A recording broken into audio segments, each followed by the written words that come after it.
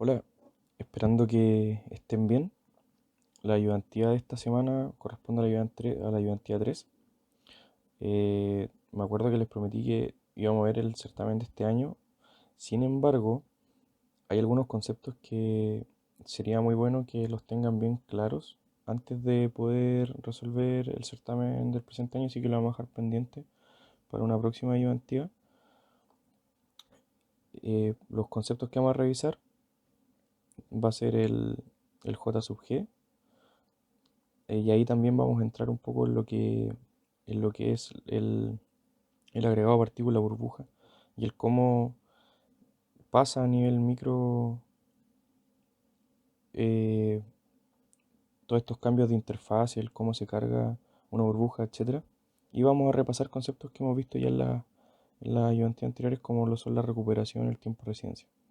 Además, en esa misma tópica, o sea, en ese mismo tópico vamos a ver una relación del diámetro de la partícula y el diámetro de la burbuja, que puede ser bastante útil para poder estimar ciertos cálculos que en ocasiones se preguntan.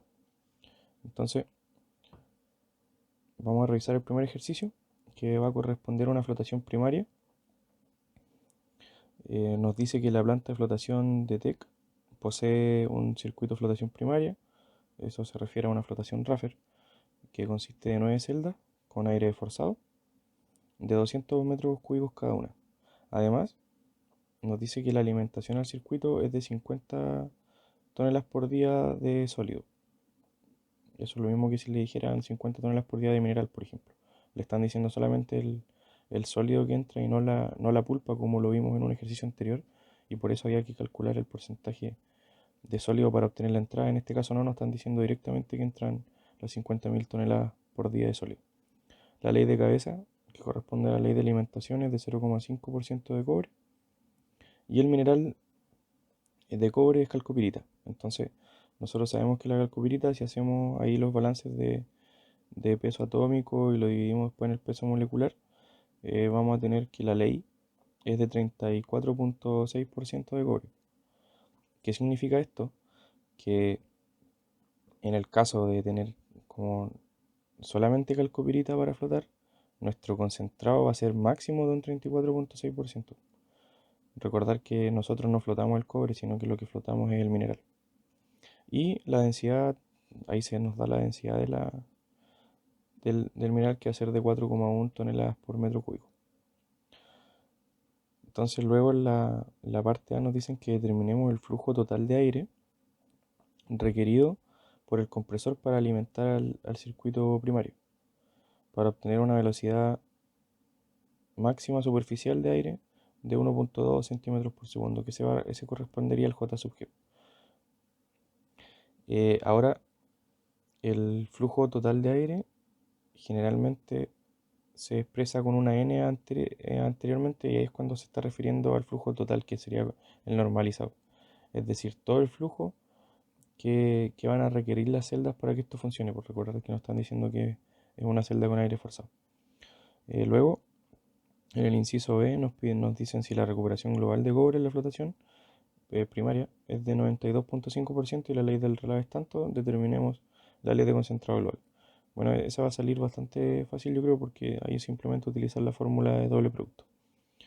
Y finalmente nos dicen que se determinó que la recuperación de cobre al concentrado de la primera celda del banco de flotación era de 55%.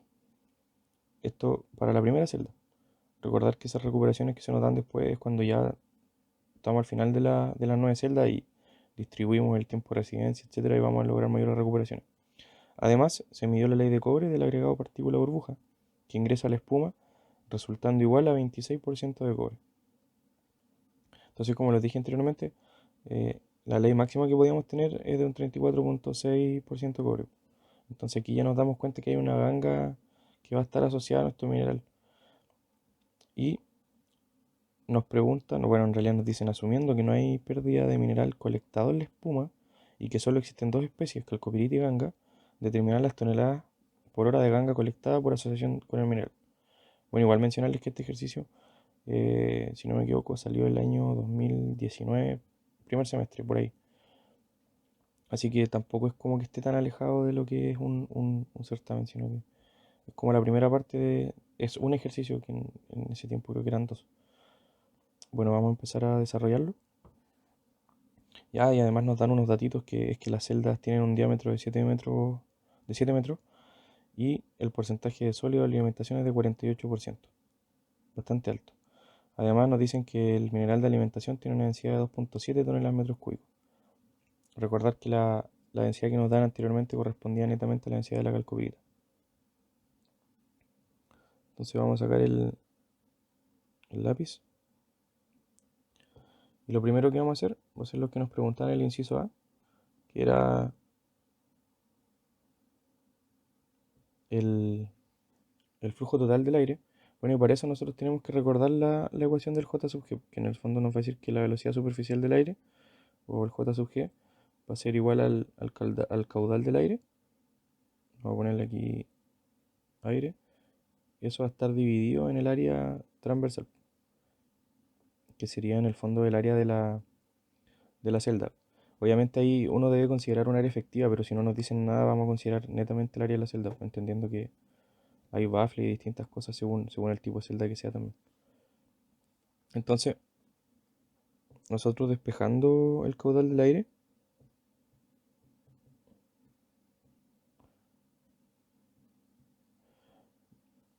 vamos a llegar que es el J sub G por área transversal. Y el J sub G era dato, era 1,2. Esto estaba en centímetros por segundo. Y generalmente se mide en esa unidad, porque de esa forma se puede, por ejemplo, escalar desde el laboratorio a la planta y viceversa. Entonces, para tener un parámetro como de comparación. Bueno, y el área transversal no es dato, así que lo vamos a calcular. Y vamos a también aplicar transformaciones de unidad. En este caso lo vamos a pasar a metro, porque el área también la vamos a calcular en metro con el objetivo de que el caudal nos quede en metros partidos, en metro cúbico por hora. Entonces nosotros sabemos que, bueno, y además esos segundos obviamente va a ser la hora. Entonces nosotros sabemos que 3600 segundos equivalen a una hora. Esto lo vamos a hacer bien ordenadito para no perdernos, porque generalmente uno se equivoca en estas cosas y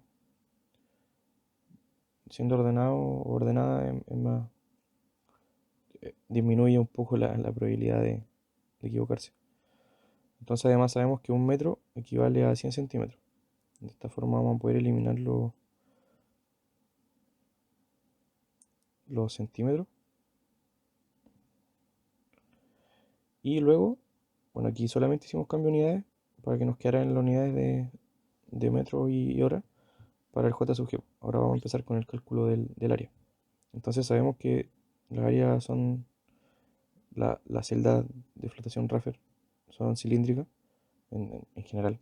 No dicen que una celda autoaspirante, asumimos que es cilíndrica porque no dan solo el diámetro. Entonces el área va a ser pi por el radio al cuadrado, ¿cierto? Y nos dan el diámetro que es de 7. Entonces ahí multiplicamos pi por el 7 que parece una z, dividido en 2 para que nos dé el radio. Y eso lo vamos a elevar al cuadrado. Bueno, y esto su respectiva unidad que serían los metros cuadrados. Entonces aquí si nos damos cuenta acá se nos van los segundos, acá se nos van los centímetros. Entonces nos quedaría metro cuadrado por metro partido en hora. Perfecto. Y eso si lo metemos a la calculadora nos va a dar 1662 en metros cúbicos hora. Ahora, ¿cuál es el punto que a nosotros nos decían? Que determinemos el flujo total del aire. Entonces, como sabemos que son 9 celdas, simplemente el flujo total del aire, vamos a poner QT, Q total, va a ser igual al caudal del aire por las 9 celdas. Entonces simplemente multiplicamos el 1662 por 9 y eso nos va a dar 14.962.7. Bueno, lo vamos a aproximar para dejarlo como un número cerrado, serían 14.963. Y esto, vamos a poner la n adelante, ya que el total en metros cúbicos por hora. Y ahí tenemos la primera parte resuelta, que sería el inciso A.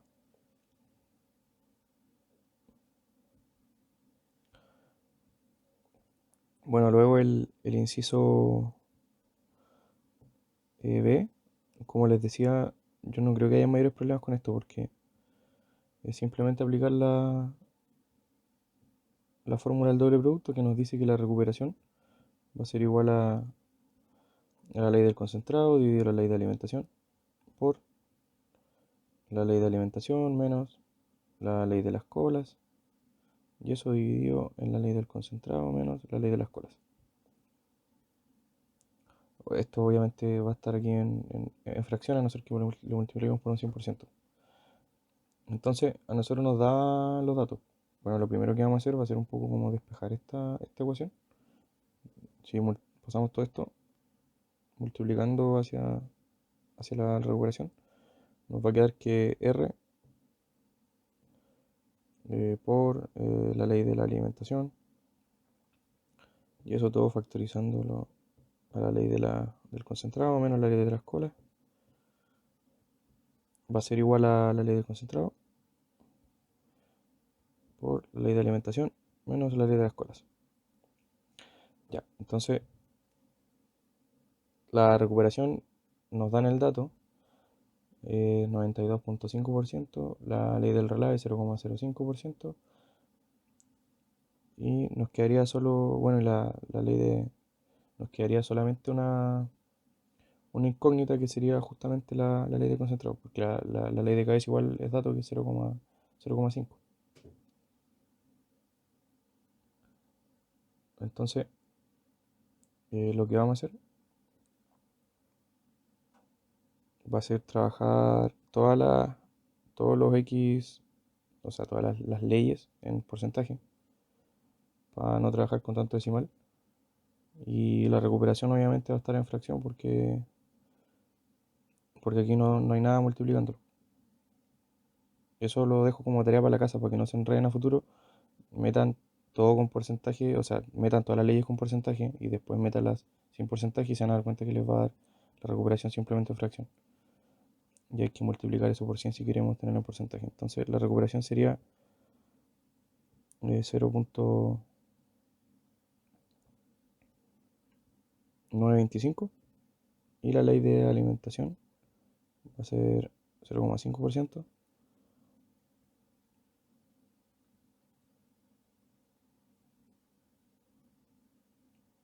Y ahí tenemos la ley de concentrado, que sería nuestra incógnita, y la ley de las colas sería 0,05.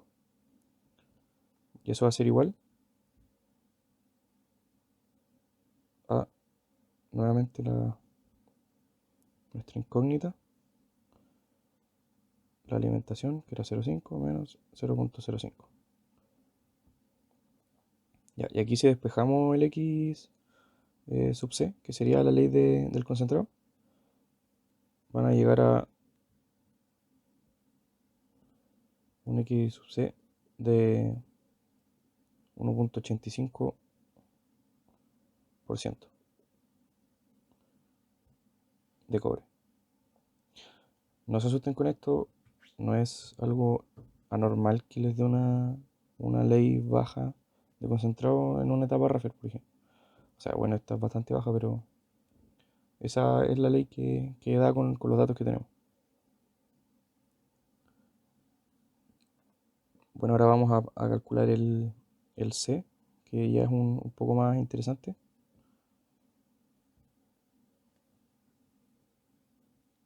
Que bueno, nos decía que hay que asumir que no hay pérdida de mineral colectado en la espuma. Entonces asumimos que no hay pérdida. Y además nos está diciendo que solamente hay dos especies, que era la calcopirita y la ganga. Entonces vamos a decir que, de cierta forma, como nosotros sabemos que la ley máxima que podíamos tener era la de la calcopirita, el otro porcentaje porque la ley de la calculadora era 34,6% cobre. Entonces aquí nos están diciendo que, la, que se recuperó y le midieron la ley y era de 26% cobre. Entonces ese delta de porcentaje nosotros vamos a decir que va a corresponder a la ganga, que va a estar asociada a nuestro mineral. Y teníamos que determinar las toneladas de ganga colectadas por la asociación con el mineral. Entonces, eh, nosotros más o menos lo que tenemos es algo como este estilo. Que vamos a tener la celda, ¿cierto? No la voy a dejar como algo cuadrado nomás, por simplicidad. Y aquí vamos a tener la pulpa. Y acá va a estar la espuma. Chuta, le hice muy chica, entonces mi letra queda aún más fea de lo que es. Pero bueno, aquí tenemos la alimentación, ¿cierto?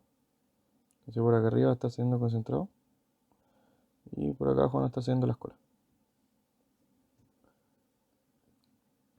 Lo primero que vamos a hacer va a ser calcular el, el cobre que hay en la alimentación. No la alimentación pura, porque bueno, nosotros sabemos que el balance general va a ser alimentación igual a concentrado más cola. Entonces, lo que primero que vamos a calcular va a ser el cobre. Vamos a hacer el balance por componente. Porque de esa forma, con los datos que tenemos, nos va a salir el ejercicio más rápido.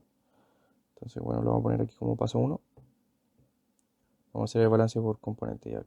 Lo primero que vamos a calcular va a ser el término del cobre que hay en la alimentación, porque sería la ley de la alimentación por la alimentación. Bueno, entonces aquí nos decían que eran 50.000 toneladas por día. Esto serían ton día de sólido. Pues entonces lo vamos a considerar, ese es nuestro mineral. La ley. Para que sepamos cuánto cobre hay, tenemos que multiplicarlo por la ley, que sería el 5%. 0,5 dividido en 100. Luego vamos a hacer un cambio de unidades simplemente, que va a ser para no trabajar en días, sino que vamos a trabajar en horas. Vamos a decir que un día equivale a 24 horas. Y eso, si lo ingresamos a la calculadora, nos va a dar un valor de 10,42. Y aquí es donde ustedes tienen que hacer son toneladas de cobre por hora. Esto es lo que está entrando a nuestro sistema. Serían 10,42 toneladas de cobre por hora. Entonces luego lo que vamos a hacer va a ser calcular el, el concentrado. Bueno, en realidad las toneladas de cobre por hora que hay en el concentrado. ¿Qué significa eso? Calcular simplemente el XC por C. Pero nosotros no tenemos de cierta forma todos los datos para hacerlo. Pero ¿qué es lo que sí sabemos que nos están diciendo? En el análisis que dieron anteriormente era que se determinó que la recuperación de cobre del concentrado de la primera celda del banco era el 55%. Entonces tenemos la recuperación y nosotros sabemos que el X sub C por C se enlaza con la fórmula de recuperación. Porque la recuperación no es nada más que el X sub C por C dividido en el X sub F por F. Entonces, como tenemos el X sub F por F, podemos hacer esta siguiente igualdad.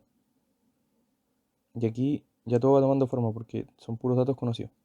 Entonces la recuperación, obviamente, bueno, vamos a hacer el mismo tratamiento. Sería 55 dividido en 100, para que se nos vaya el porcentaje, por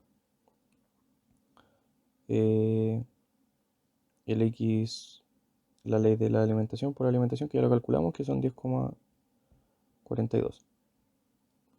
Y esto en toneladas de cobre por hora. Entonces,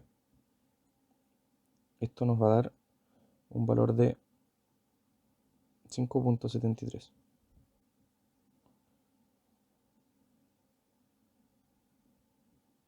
Nuevamente toneladas de cobre por hora. Ya, haciendo un repaso de lo que estamos haciendo. Primero, calculamos el cobre que hay en la alimentación. Las 50.000 toneladas por día que pasan, los transformamos obviamente a días, o sea, a horas. Hicimos la conversión y lo multiplicamos por la respectiva ley para saber cuánto cobre está pasando en la alimentación. Luego, para saber cuánto cobre tenemos en el concentrado, simplemente aplicamos la definición de recuperación, que es el, el elemento valioso de interés, puede ser cobre, etcétera, etcétera, dividido en el elemento valioso que entra, ¿cierto? ¿Cuánto tenemos nosotros en el concentrado dividido en la alimentación? Entonces, aquí hicimos de cierta forma pasamos el X, la ley de la alimentación por la alimentación para multiplicarlo con la recuperación, y de esta forma sabemos cuánto cobre tenemos en el concentrado. Bueno, ahora voy a limpiar un poco la pantalla para avanzar con el resto. Entonces nuestro paso número 3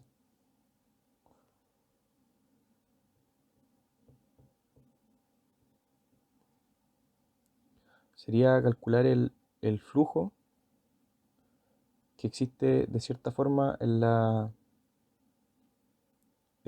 interfase. Pero no es el flujo netamente de calcopirita, pues, sino que el flujo total del mineral.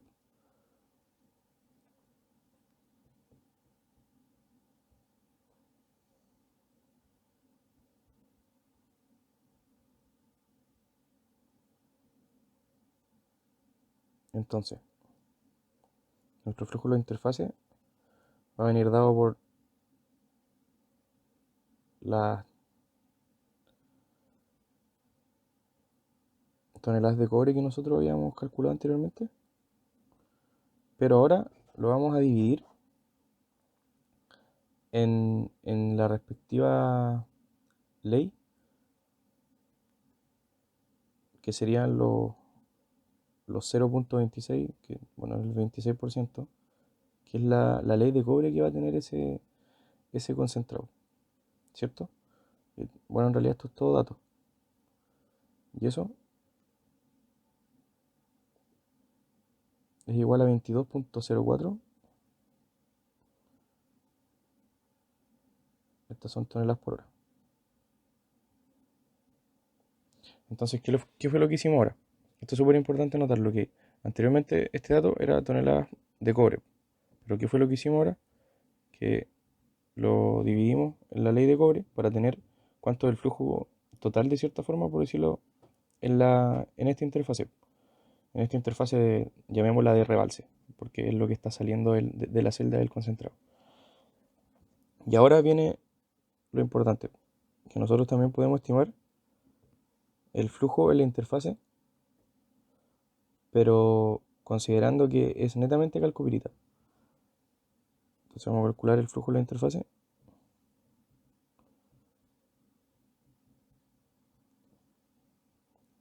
Considerando que va a ser calcopirita. Entonces el mismo flujo, que serían los 5,73 toneladas de cobre, lo vamos a dividir en la ley, pero en la ley de la calcopirita. Obviamente como fracción. Eso es simplemente los 34,6 dividido en 100. Y aquí, esto nos va a dar un valor menor, que van a ser los 16,56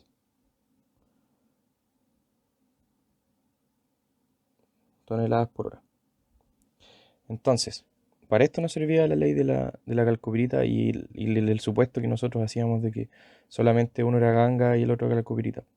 Porque si nosotros hacemos el delta de la interfase del mineral, que está pasando entre comillas real, y el flujo de la interfase calcopirita, nosotros aplicamos el delta.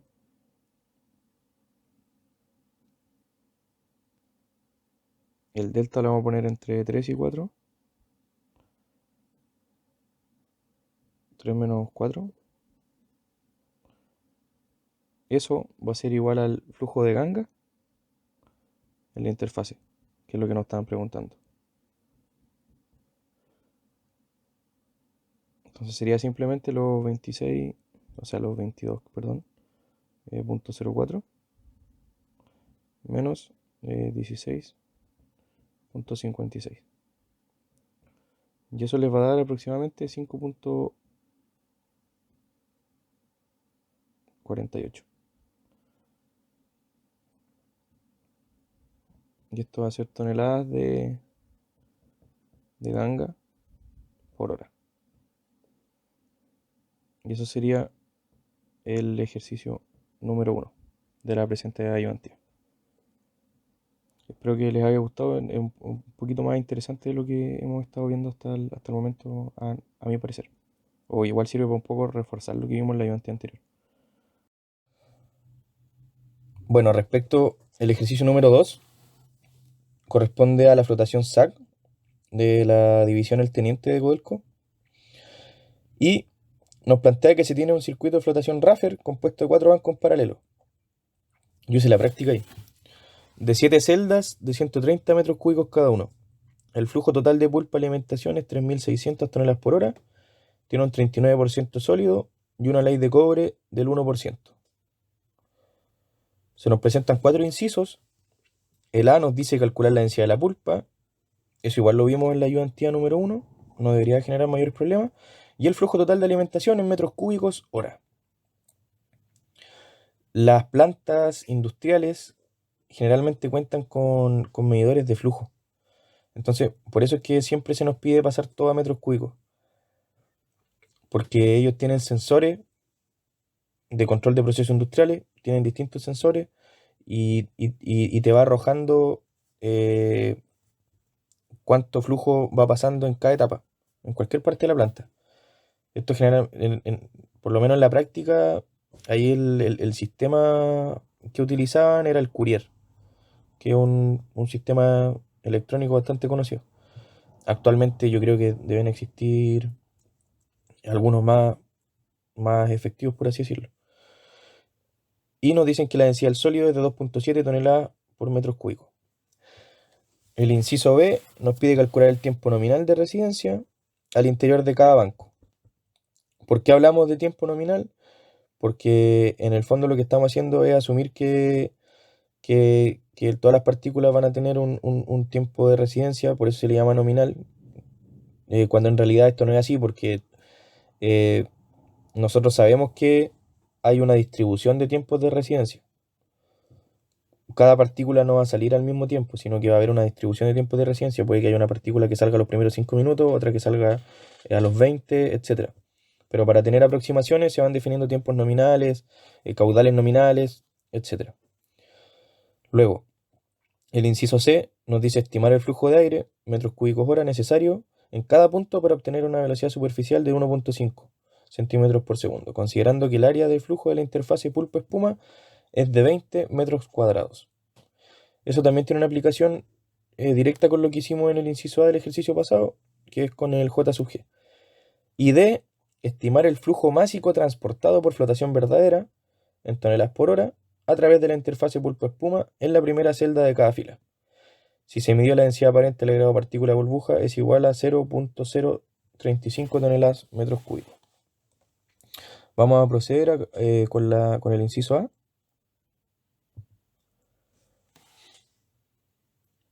Que en el fondo tenemos que calcular la densidad de pulpa. Y esta fórmula ya tienen que ir interiorizándola, que sería 100 dividido en el porcentaje sólido, dividido en la densidad del sólido, más aquí por grado de libertad simplemente 100 menos el porcentaje sólido, que eso nos va a dar el porcentaje líquido, dividido en la densidad del líquido. Aquí nosotros sabemos que el porcentaje sólido es de 39, la densidad 2.7 toneladas metro cúbico, más 100 menos 39, 61, Y vamos a asumir que el líquido es agua, porque generalmente se trabaja con agua. Vamos a decir que tiene una densidad de 1 en toneladas metros cúbicos. Y eso nos va a dar 1.325 toneladas metro cúbico. Entonces, podemos determinar el caudal o flujo,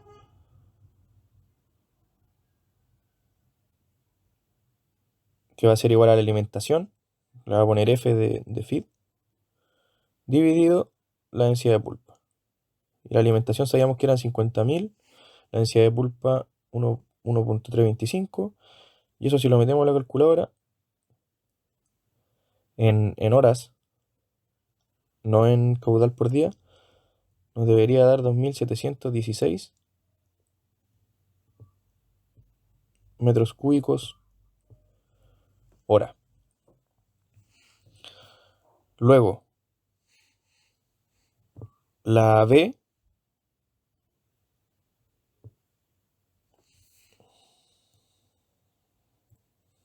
nos dice que calculemos el tiempo de residencia. Entonces, lo que primero nosotros notamos es que cada banco posee 7 celdas. Entonces, el volumen del banco va a ser igual a 7 por 130, estos metros cúbicos.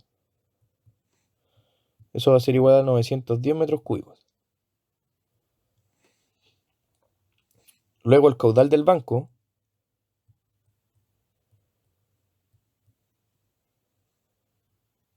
va a ser igual a 2.716 metros cúbicos hora. Pero nosotros vamos a asumir que este flujo de mineral se va a dividir equitativamente en los bancos. Entonces, para un banco sería 2.716 dividido en 4, que eso nos va a dar 679 metros cúbicos hora. Entonces, el tiempo nominal de residencia para un banco, ojo que esto es para un banco, que en el fondo, en realidad, si tenemos todos los bancos trabajando en paralelo, va a ser el mismo tiempo de residencia para todos los bancos. Lo que no va a ser lo mismo es calcular el tiempo de residencia por celda. Entonces, para un banco, vamos a tener que, van a ser 910 metros cúbicos, dividido en 679 metros cúbicos hora, y eso va a ser igual a 1.34 horas. Ahora, si lo pasamos a minutos, generalmente el tiempo de residencia se presenta en minutos.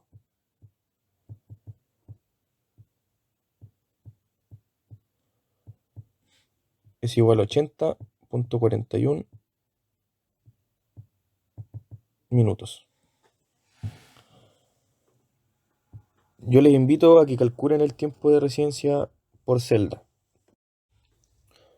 El inciso C,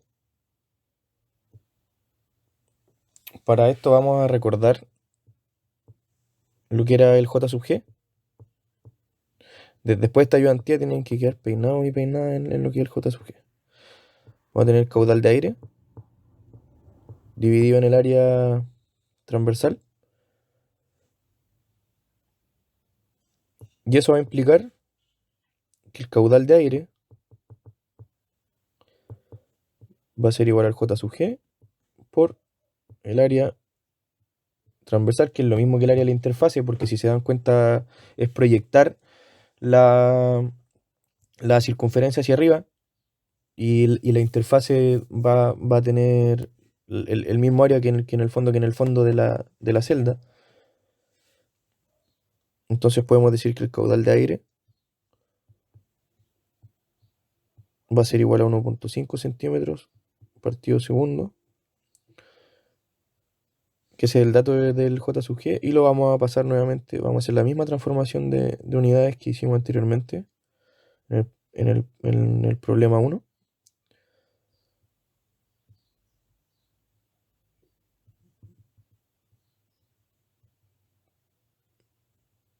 Una hora equivale a 3600 segundos. Y en este inciso era dato que el área de la interfaz eran 20 metros, entonces no teníamos que hacer ningún cálculo. 20 metros cuadrados. Y eso nos va a dar un caudal de aire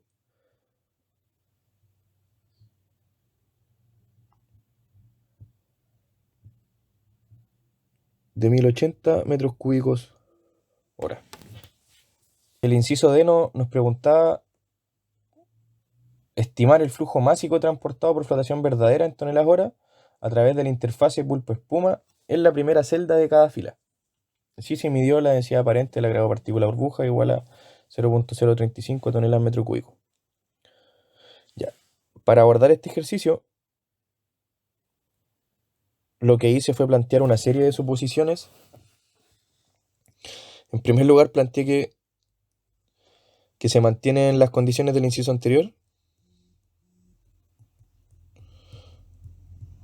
Se mantienen condiciones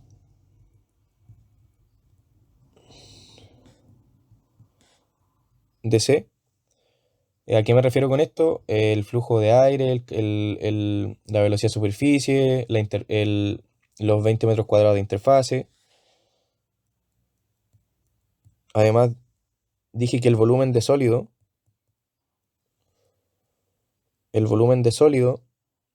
es despreciable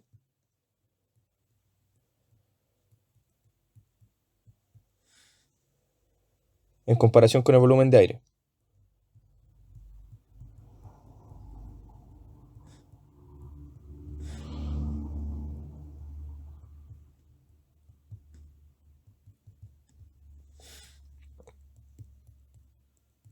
Luego, como era dato, que el área de la superficie, el área de interfase, de la interfase pulpa-espuma,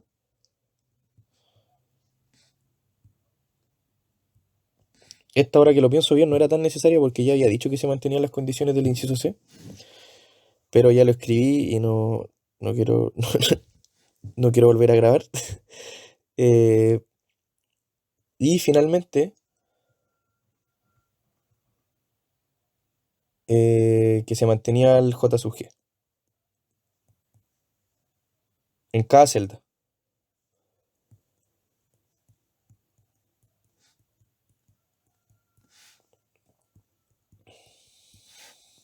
Porque si nos varían las condiciones en las distintas celdas y nos dice que calculemos la recuperación de espuma en la primera celda de cada fila,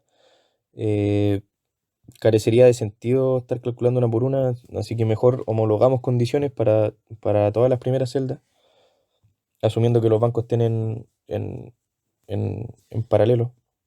Entonces, después de todos esos supuestos teóricos, podemos decir que el flujo másico transportado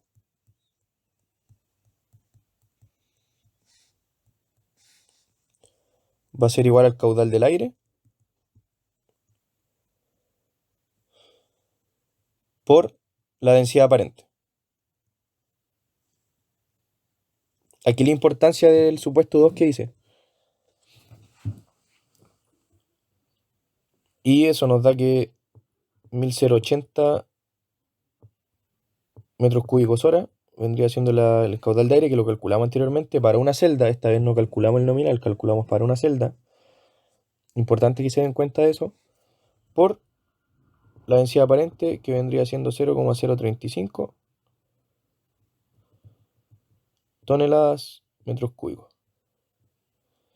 Y eso nos da 37.8 toneladas hora de flujo másico transportado. Bueno, el ejercicio 3 nos menciona que se tiene una planta concentradora, la cual posee un circuito de flotación Raffer, en la cual se busca recuperar 100 toneladas hora de mineral con un diámetro de partícula correspondiente a 100 micrones. Es decir, aquí nos está diciendo que el diámetro medio, por así decirlo, el diámetro de Sauter en realidad, que es el diámetro 32, que después de varios estudios estadísticos se determina ese diámetro que es el que mejor representa el proceso, asumiendo que cada partícula ocupa un área igual al cuadrado del diámetro de la partícula, calcule, y ahí nos dicen que calculemos el flujo de gas requerido en metros cúbicos hora en función del tamaño de burbuja, considerando que se ocupa solo un 10% de la superficie de la burbuja para el transporte. Entonces, ¿qué es lo que está ocurriendo? Es que vamos a tener una burbuja. Bueno, aquí vendría el empuje de la burbuja, ¿cierto? Eh, la fuerza roce, el peso. Pues claramente la burbuja aquí el empuje va a ser mayor que el peso. Y esta burbuja, su 10%, si por ejemplo sumamos que el 10% corresponde a este pedacito, va a estar cargado con partículas superficialmente. Puede ser que estas partículas estén distribuidas homogéneamente en toda la burbuja y que eso corresponda al 10% por si acaso. No quiere decir que esté localizado, pero para ejemplificar lo que está pasando, lo vamos a hacer aquí. Entonces nos está diciendo que el 10% del área de la burbuja va a ser ocupado con partículas. Entonces, ¿qué es lo que nosotros primero calculamos? Para poder abordar este ejercicio, vamos a calcular el área de la partícula. El área de la partícula, que en realidad correspondería al área proyectada por una partícula de 100 micrones, que como nos dice el enunciado, va a corresponder al cuadrado del diámetro de la misma partícula. Y eso nos va a dar 10.000 micrones. Luego de eso, lo que vamos a hacer va a ser vamos a asumir, por lo que le vamos a poner sí, el diámetro de la burbuja. Bueno, nosotros sabemos que esto varía aproximadamente entre 1 milímetro, 1,5. Vamos a asumir que el diámetro de la burbuja corresponde a 1,5 milímetros.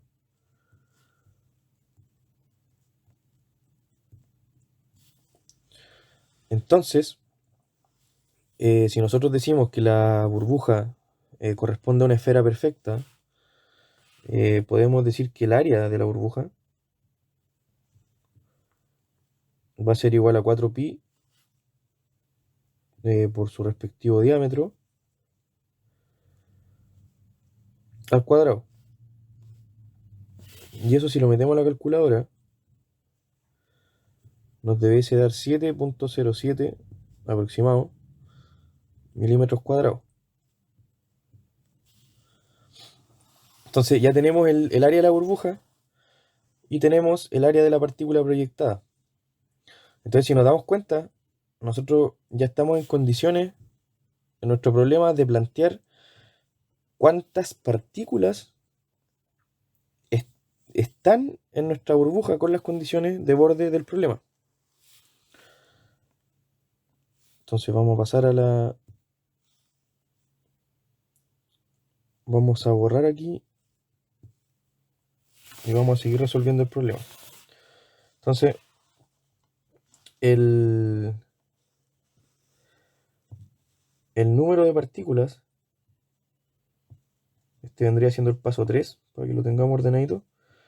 El número de las partículas, bueno, voy a escribir aquí que en el 10% del área de la burbuja va a venir dado por la multiplicación del área que calculamos anteriormente, obviamente, que eran los 7,07 milímetros al cuadrado, por 0,1, que correspondería al 10%, y vamos, como lo otro lo calculamos en micrones, vamos a pasar esto a micrones. Entonces nosotros sabemos que 1 milímetro corresponde a 1000 micrones, ¿cierto? Bueno, y como está al cuadrado, vamos a tener que elevar todo esto al cuadrado, la transformación. Y esto lo vamos a dividir en el área proyectada de las partículas. Y de esta forma nosotros vamos a saber cuál es el número de las partículas en el 10% de la burbuja.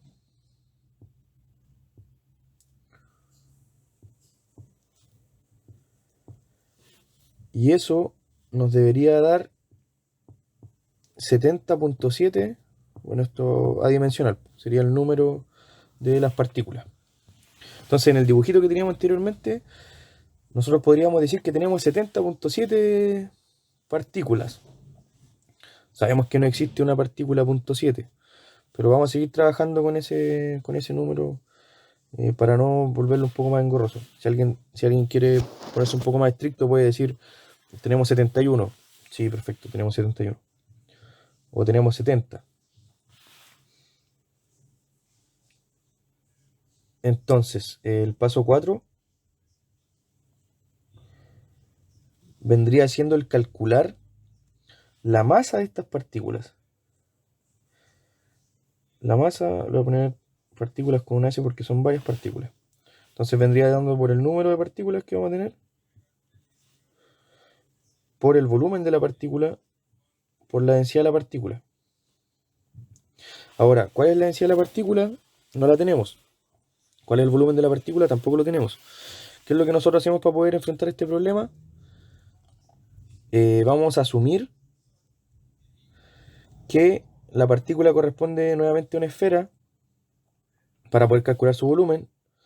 Y la densidad de la partícula, la partícula es el sólido que tiene nuestra pulpa. Entonces nosotros podemos decir que la densidad de la partícula va a ser la densidad de un sólido, y eso lo podemos asumir como 3.0 gramos por ml. Eso es lo mismo que decir gramos por centímetro cúbico. Teniendo esto, vamos a volver a borrar. Teniendo eso, nosotros podemos decir que la masa de las partículas va a ser igual al 70.7, que era el número que hemos calculado anteriormente de partículas. Bueno, aquí aplicamos simplemente la fórmula de volumen de una esfera, que vendría siendo 4 tercios pi r cubo. En este caso estamos trabajando con diámetro. Entonces va a ser los 100 micrones que teníamos por, esto lo vamos a cambiar de unidad. Nosotros sabemos que un micrón corresponde a 1 por 10 a la menos 4 centímetros. Aquí la idea es dejar todo en centímetros porque, como les mencioné anteriormente, los 3 gramos por ml es lo mismo que 3 gramos centímetro cúbico o 3 toneladas metro cúbico. Y esto bueno, obviamente dividido en 2 porque ese es el diámetro y nosotros necesitamos el radio. Vamos a hacer el otro paréntesis para ordenar un poco el asunto. Y este va al cubo, ¿cierto? Entonces, luego eso lo vamos a multiplicar por la densidad, que la densidad habíamos dicho que eran 3.0 gramos por centímetro cúbico. Entonces eso nos da que la masa de las partículas va a corresponder a 1.11 por 10 a la menos 4 gramos. La masa de todas esas partículas que tenemos en la burbujita va a corresponder a 1.11 por 10 a la menos 4 gramos. Entonces, como ya tenemos la masa de las partículas que están en ese sistema, nosotros estamos en condiciones de poder calcular la densidad aparente del agregado partícula burbuja.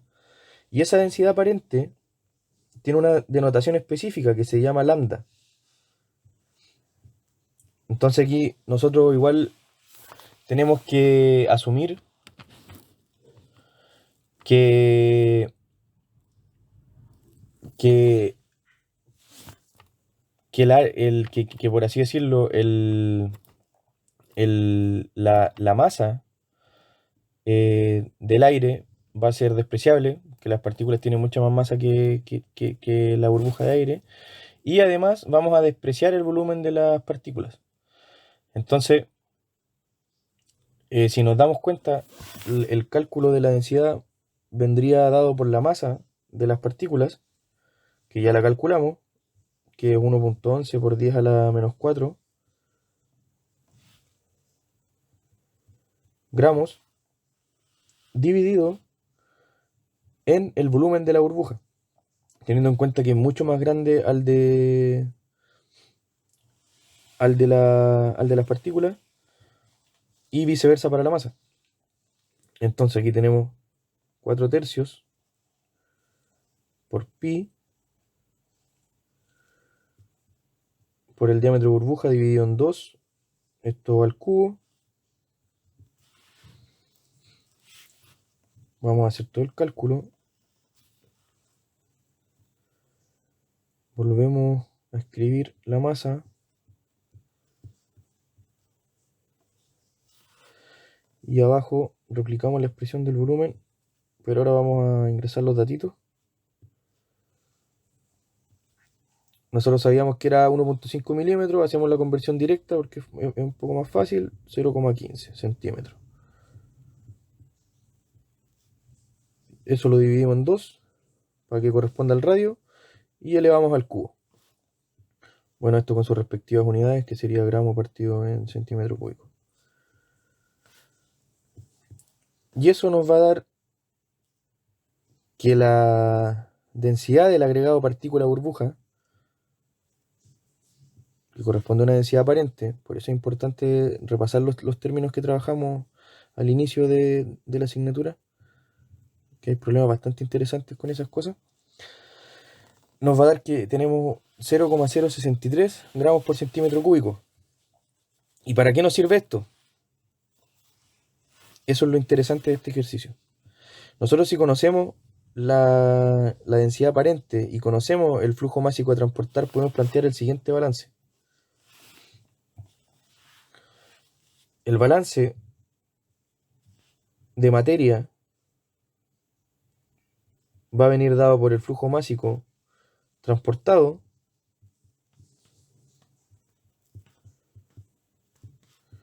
que va a ser igual al caudal del aire por el lambda.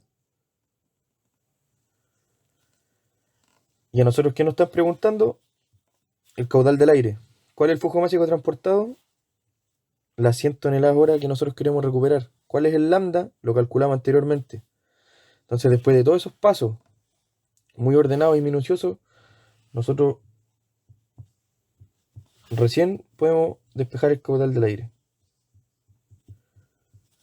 Y como habíamos dicho que es totalmente equivalente a hablar de gramos por centímetro cúbico a toneladas por metro cúbico, nosotros calculamos que, bueno, voy a abreviar esto con MT, másico transportado, dividido en el lambda. Entonces sabemos que son 100 toneladas por hora. Y reemplazamos el valor que nos dio anteriormente.